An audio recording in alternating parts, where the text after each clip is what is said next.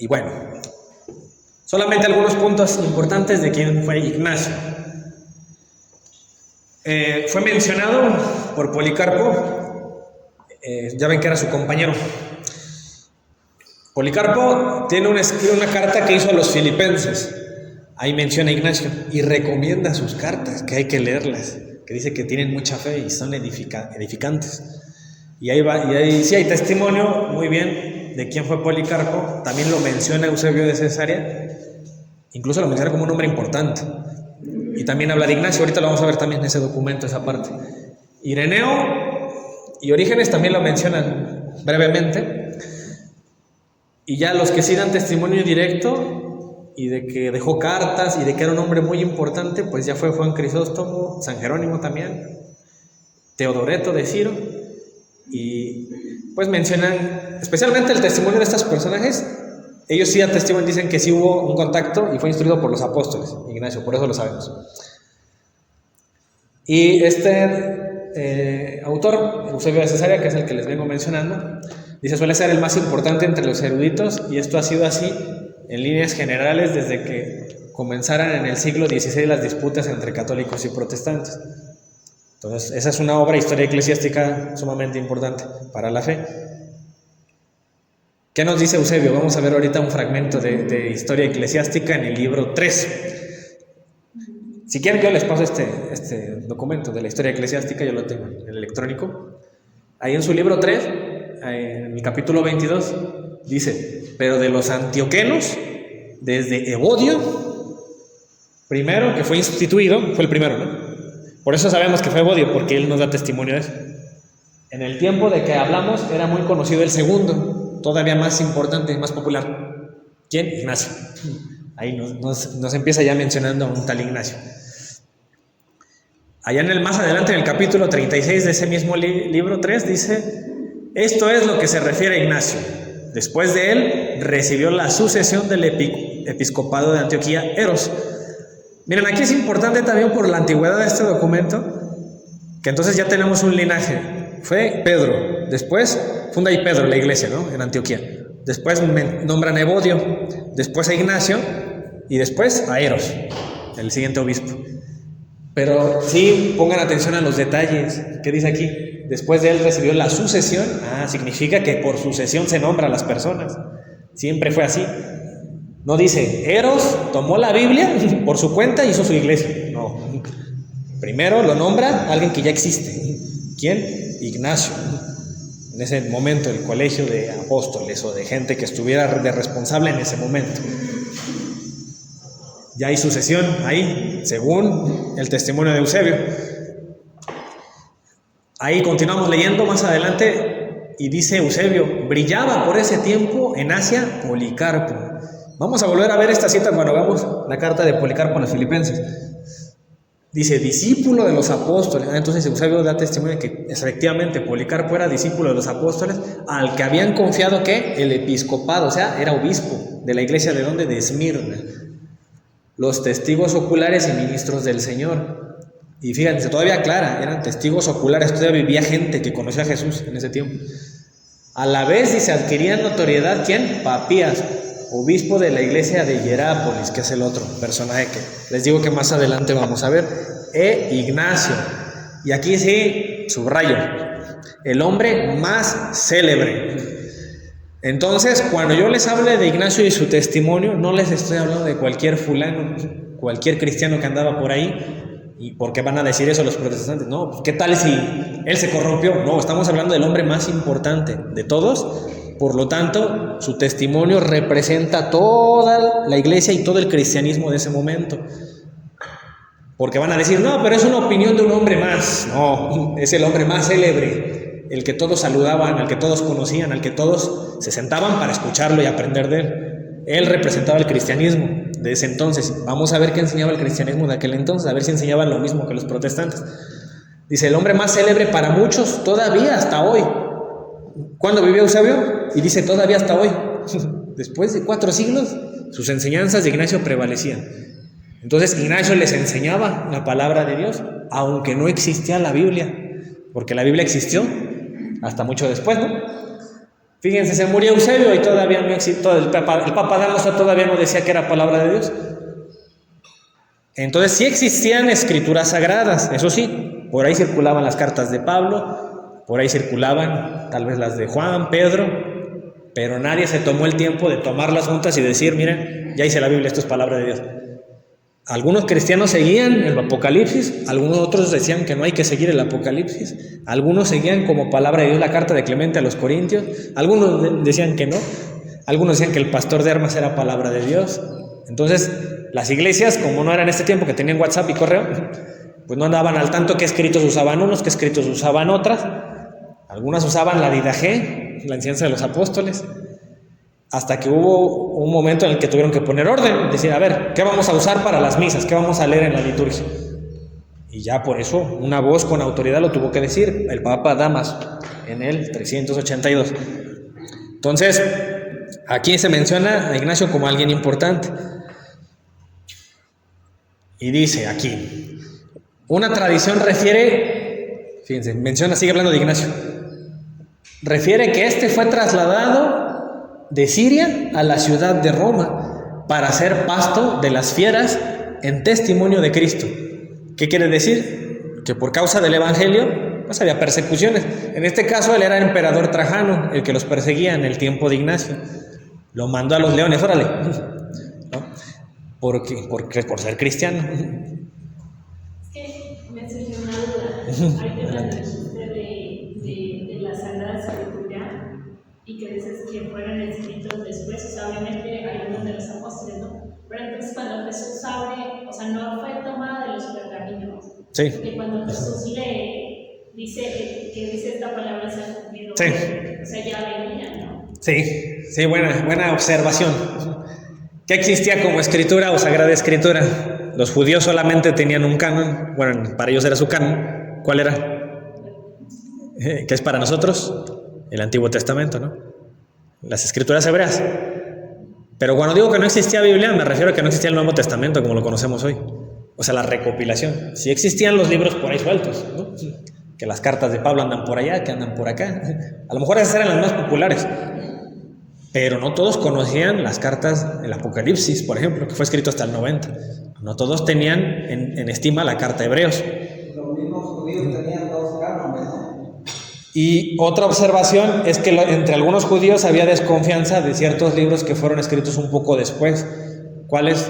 Los deuterocanónicos que llamamos ahorita, ¿no? Entonces, por eso está esa disputa entre protestantes y católicos por libros del Antiguo Testamento que son 7, ¿vale? Entonces Jesús lee. ¿Qué leyó Jesús esa vez? ¿Sí se acuerdan? Leyó el libro de Isaías. Ajá, del Antiguo. Sí. Leyó Isaías 61:1, que dice, el Espíritu de Yahvé reposó sobre mí, ¿no? Y les dijo, ahorita se acaba de cumplir lo que estoy leyendo en mí. Pero Isaías hablaba de él mismo como profeta. Bueno, significa que una profecía tanto aplicaba como en Isaías como en Jesús, ¿no? Que es lo que conocemos como tipología cuando estudiamos la Biblia. Entonces, ¿qué significa eso? Que tenían las escrituras y leían los judíos eso, enseñaban la Torá, los Nebim, los Ketubim, y no todos los judíos estaban de acuerdo en eso. Había judíos que solo enseñaban el Pentateuco. Hasta dentro del tiempo de Jesús sí había corrientes de judaísmo. Pero bueno, Jesús les leyó Isaías y les empezó a enseñar que ahí se cumplía. Porque ellos solamente tenían eso como escritura sagrada y algunos judíos. Pero cuando ya llega Jesús, el pueblo elegido ya pasa a ser la iglesia, ¿no? En el cristianismo. Entonces la iglesia ahora decide y tiene la autoridad, ya no los judíos. Entonces, ¿por qué los protestantes dicen que se basan en los judíos? Los que crucificaron a Jesús, que no lo querían. Como ellos usaron menos libros, nosotros usamos ese canon. Y los católicos, como siguen la autoridad de los apóstoles, pues sí usamos los 46 libros, ¿no? Del Antiguo Testamento y no los 39 que ellos usan.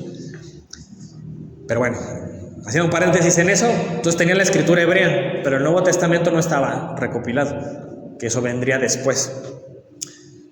Entonces, si la iglesia hubiera decidido, nada más hubiera dicho, ¿sabes qué? Agrégale las cartas de San Ignacio porque también enseñan palabra de Dios. La verdad es que los protestantes ahorita las traerían en sus Biblias, pero como no lo decidió así, Damaso tomó el canon de San Atanasio, bueno, la recopilación que él había hecho y dijo, esto va a ser palabra de Dios, quítenle la didaje o aumenten el Apocalipsis, los que no lo tienen deben agregárselo. Entonces así quedó, con 27 libros, ¿no? El Nuevo Testamento. Jesucristo se refería y tomaba citas bíblicas o citas pues, de los pergaminos del Antiguo Testamento, salmos, ¿no? Hacía oración. Pero obviamente sabemos que en ese tiempo, en el año, por ejemplo, en el 33, en el 32, ¿no? Que tenía 22 años, pues no existía el Evangelio de San Mateo, vamos a decirlo así. No existía el Evangelio, los 4 Evangelios, menos las cartas de Pablo. Pablo fue 30 años después. Sí. Entonces todo eso, esos 27 libros del Nuevo Testamento, conforman la Biblia, que ahorita es lo que la Iglesia fue la que dijo que esto es palabra de Dios, incluyendo el Apocalipsis, ¿no? Que, como decían, no, muchos ni lo leían ni lo tomaban como palabra de Dios. Entonces a eso se refiere, a eso nos referimos cuando decimos que la Biblia la hizo la Iglesia. Porque entonces la Biblia dijo cuáles libros sí son palabras de Dios y cuáles libros no son palabras de Dios dentro del canon, Y esa es la conclusión, porque un protestante o alguien que no cree en la Biblia puede decir, no, pero pues es que esas escrituras nadie las hizo, no lo hicieron los católicos. No es que las hayan escrito los católicos, sino que el católico armó esa pequeña biblioteca que es la Biblia, y determinó cuál iba a estar en el canon como palabra de Dios y cuáles ya no. Eso es algo sí. Que es de muchísima importancia. O sea, Y eso no significa que el resto de documentos están mal. No necesariamente. Incluso pueden coincidir. Es más, yo incluso desde hoy puedo hacer un documento donde relate la doctrina cristiana y puede ser que vaya muy de acuerdo con todo, la enseñanza. No por eso mi documento ya lo vamos a agregar a la Biblia, lo que yo escribí. O sea, en ese sentido es como lo que hizo Ignacio y lo que hicieron otras personas, los documentos que dejaron. Ni siquiera ellos, yo creo, pasaba por sus mentes que esas cartas que hacían para darle consejos a esas iglesias, a la de Éfeso, a la de Esmirna, a los Gálatas, no pasó por sus mentes que algún día esas cartas se iban a guardar y iban a formar parte del canon cristiano, ¿no? Porque se nota que ahí en las cartas hasta mandan saludos, se mandan o sea, tienen precisamente el cuerpo de epístola, porque eran eso, una carta, una epístola.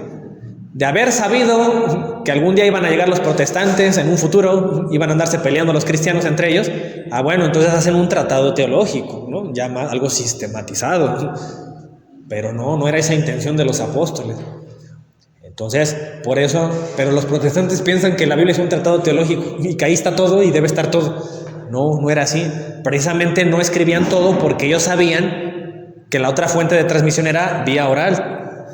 Por eso leíamos la otra vez en las cartas de Juan, especialmente en la segunda carta de Juan, ahí en el capítulo 12 y en la tercera de Juan, en el capítulo 13, que él les dice...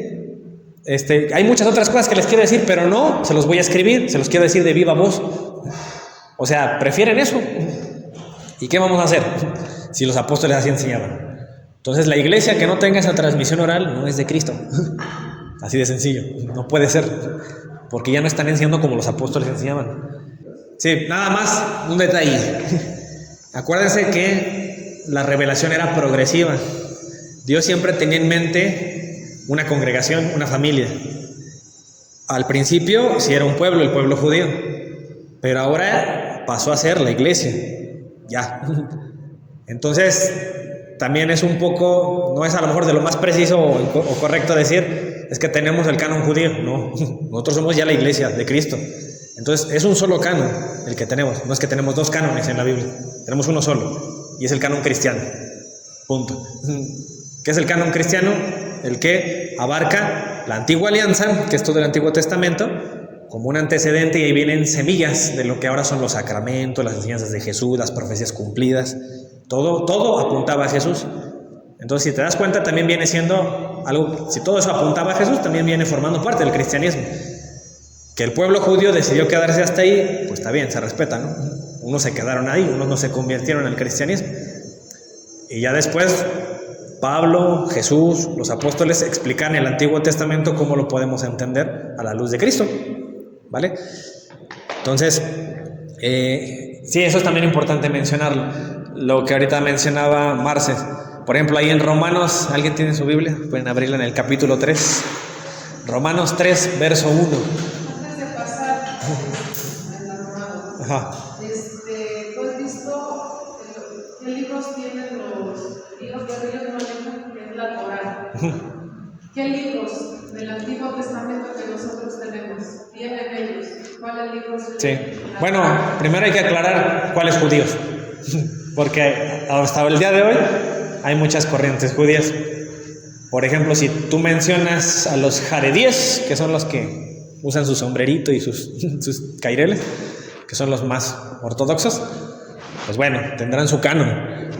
Cuando decimos judíos, podemos referirnos a algunos judíos, por ejemplo, que no tienen los deuterocanónicos, y dicen los protestantes, nosotros nos basamos en ellos.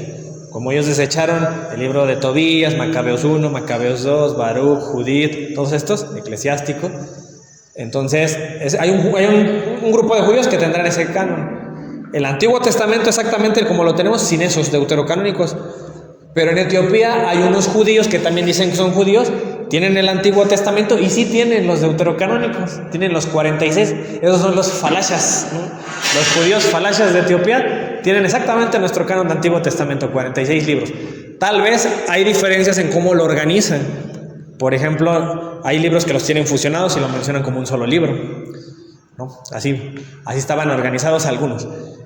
Pero también hay personas, por ejemplo, los que llaman, por poner ejemplo, ¿cómo se llaman estos muchachos? Los samaritanos.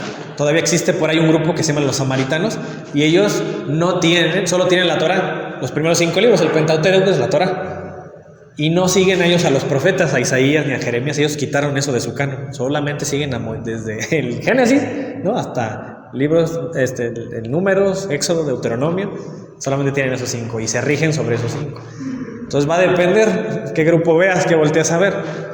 Pero lo que sí es un hecho es que si no aceptan a Cristo no van a tener, desde luego, no van a ser ni cristianos, no van a tener el Nuevo Testamento. Son incompletos. Ajá. Incompletos somos los católicos. Entonces los católicos, como otros, y nuestra misión es enseñar de Cristo.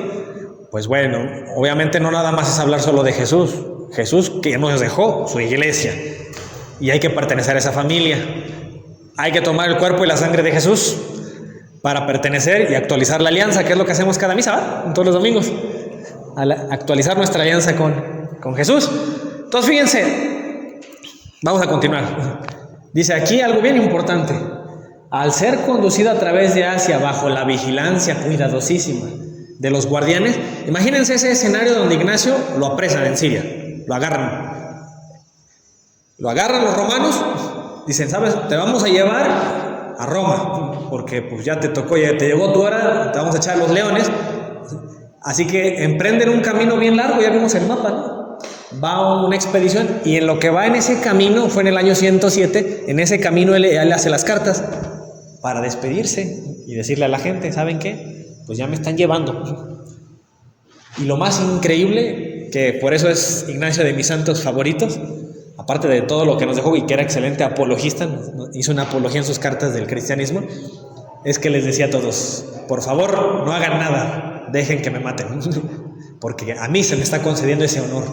O sea, Ignacio no era como los cristianos de ahorita, que viene la ideología de género y no lo digas, se vayan a ofender, nos vayan a decir de cosas, nos vayan a decir homofóbicos, nos vayan a decir misóginos.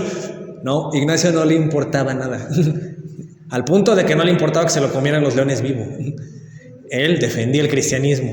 O sea, es un ejemplo de cristiano, de que él defiende sus ideas y está convencido de quién es Dios, que Jesucristo vino, se encarnó, y lo va a mencionar en sus cartas, que se encarnó de María, que Dios se encarnó de María, aunque no les guste decirle madre de Dios a los protestantes, pero así lo dice Ignacio, ¿qué le vamos a hacer, no? Entonces, Ignacio enseñaba doctrina católica y la defendía al punto que decía, déjenlos, yo prefiero el martirio, porque él sabía que tenía un boleto directo y no iba a pasar por el purgatorio, ¿va? Los que sufren martirio van directo con Dios, porque es la muestra de amor más grande, dar la vida por los amigos. Y efectivamente eso es lo que les dice Ignacio, yo doy la vida por ustedes. Lo vamos a leer más adelante, dice, iba dando ánimos con sus charlas y exhortaciones a las iglesias de cada ciudad donde hacían parada. Iban haciendo una parada, se aventaba un sermón, hacía cartas. Y decía, en primer lugar, los exhortaba a que sobre todo se guardasen de las herejías. Pregúntense ustedes, desde el tiempo de Ignacio hasta ahorita nosotros hacemos eso. Exhortamos a la gente que se cuiden de las herejías, de corrientes equivocadas que se dicen cristianas, pero no nos quedamos callados. Ya no enseñamos el verdadero evangelio porque no se vayan a ofender, ¿no? Entonces, no queremos ser inoportunos con nuestro familiar protestante, pero la verdad es que Ignacio sí cuidaba sus ovejas. No era como algunos sacerdotes o obispos, como algunos laicos, que nos quedamos callados y no cuidamos a las ovejitas, de que fulanito ya se fue para allá con los testigos de Jehová. Bueno, pues ni modo, Dios lo bendiga, ¿verdad? Pues al menos que sigue creyendo en Jesús, al menos. Pues sí, pero ya no cree que Jesús es Dios. No, pues no importa, pero pues Dios entiende, ¿no? Y debe comprender Dios que pues tiene buenas intenciones, aunque esté con los testigos de Jehová, aunque esté con los mormones. No, vamos a ver que Ignacio dice, lo mismo que Jesús, que un ciego que guía a otro ciego, los dos caen al mismo hoyo, al mismo. Dios no se va a andar fijando, es que fuiste tú engañado, ay pobrecito, tú pásale al cielo y el que te engañó se va al infierno. No, dice Ignacio que esas dos personas, tanto el engañado como el engañador, los dos les espera el mismo destino. Entonces cuando yo soy omiso, yo conozco la verdad, pero no ayudo al hermano, de mí está dependiendo casi que su alma se libre de ese fuego eterno. Tengo que decirle la verdad, mira hermano, no te quiero ofender, te invito a mi iglesia, te invito a un grupito ahí que tenemos de estudio bíblico los domingos con Rigo y Areli, para que aprendas de Biblia con nosotros. Y ya pues, bienvenidos, ¿no? Es nuestra misión, enseñar la verdad para librarlos de eso. Entonces vean cómo él era tan importante, tan característico eso de Ignacio, que Eusebio lo dejó escrito. Es que él hacía eso, los exhortaba que no cayeran en herejías, que precisamente por entonces comenzaban a pulular, y los excitaba a aférrense sólidamente a ¿qué? Aférrense a la Biblia, dijeron los protestantes, ¿no? ¿Nos dejó la Biblia Dios? No, aférrense a ¿qué? A la tradición de los apóstoles. Entonces, eso era la iglesia primitiva, aferrarse a la tradición apostólica, que en ese entonces, pues les digo, no había un canon oficial, pues era lo que nos aferrábamos. Bueno, si yo viajara en el tiempo, una máquina del tiempo, imagínense que me meto y voy con un grupo de protestantes, ¿ustedes creen que les iban a hacer caso a eso, Eusebio? Hay que aferrarnos a la tradición de los apóstoles. No, porque Cristo te condenó la tradición, dicen ellos, ¿no? Según ellos, lo que entienden en la Biblia. No, aquí era lo importante, aferrarse a la tradición. Dice que por estar ya él a punto de sufrir martirio, creía necesario poner por escrito en gracia a la seguridad. Hubo una parte que dejó escrita y ahí la tenemos, ¿no? Entonces la vamos a estudiar en este pequeño curso de las cartas de San Ignacio. Hay otro hombre que escribe carta de Policarpo a los filipenses. También él, aparte de Eusebio, Policarpo habla de Ignacio. ¿Qué dice? Conforme a vuestra indicación os enviamos las cartas de Ignacio. Entonces se sobreentiende que ya las conservaban los cristianos, las consideraban importantes. ¿Por qué? Porque vienen del hombre más célebre, dice Eusebio. ¿Quién? Ignacio. Tanto las que nos escribió a nosotros como las otras suyas que teníamos en nuestro poder, todas van adjuntas a la presente. O sea que cuando Policarpo escribe a los filipenses, adjunta ahí mismo las cartas de Ignacio y se las envía, porque las consideran importantes. Eso hacía la iglesia primitiva. Dice, de ellas podréis grandemente aprovecharlos, pues están llenas de fe. Vamos a procurar hacer de cuenta que somos los filipenses. Estamos en el cristianismo primitivo. Y esto nos está diciendo Policarpo. De ellas podréis grandemente aprovecharos, pues están llenas de fe y paciencia y de toda edificación. Es lo que vamos a hacer a partir de hoy. A leer las cartas de Ignacio porque están llenas de fe y de edificación para los cristianos. Dice, ¿qué conviene a nuestro Señor? Por vuestra parte, comunicadme lo que sepáis de cierto sobre Ignacio y sus compañeros. Ya hay alguien importante en el cristianismo que nos recomienda a alguien que también es muy importante. Ignacio, y no nos recomienda cualquier cosa. Vean sus cartas, dice, léanlas. Vamos allá a hablar de la obra de Ignacio, de sus cartas. Entonces vamos a decirlo así, que hasta nuestras manos al día de hoy en nuestro siglo, en el año 2025, tenemos en nuestro poder, ya pasó mucho tiempo, ¿no?, de que vivió Ignacio, como era la escritura en aquel entonces. Tal vez sí circulaban varias copias de sus cartas, pero pues algunas se perdieron, algunas se degradaron. Una vez que se establece el canon de la Biblia, a lo mejor ya no se conservan igual, pero la verdad es que sí nos llegaron algunos grupos de cartas. Eso sí lo pongo, hagan de cuenta como si fueran pequeños cánones. Uno que es corto, uno que es mediano y uno que es largo. Eso también le llaman recensión. Nos llegó la recensión corta, la recensión media y la recensión larga. Las que vamos a ver hoy, bueno, no todas las vamos a ver, pero sí en este curso, son la recensión media, que de acuerdo a los estudiosos es la más aceptada, y se consideran las demás recensiones o grupos de cartas pues no de tanta confiabilidad como la recensión media. ¿Cuáles son esas? A ver, la recensión larga son todas estas: la carta de Ignacio a los magnesios, a los traianos, filadelfos, a los esmirneos, la carta que hace a Policarpo, a los efesios, la carta a los romanos, la carta de María de Casobolos se llama, a Ignacio, la carta de Ignacio a María de Casobolos.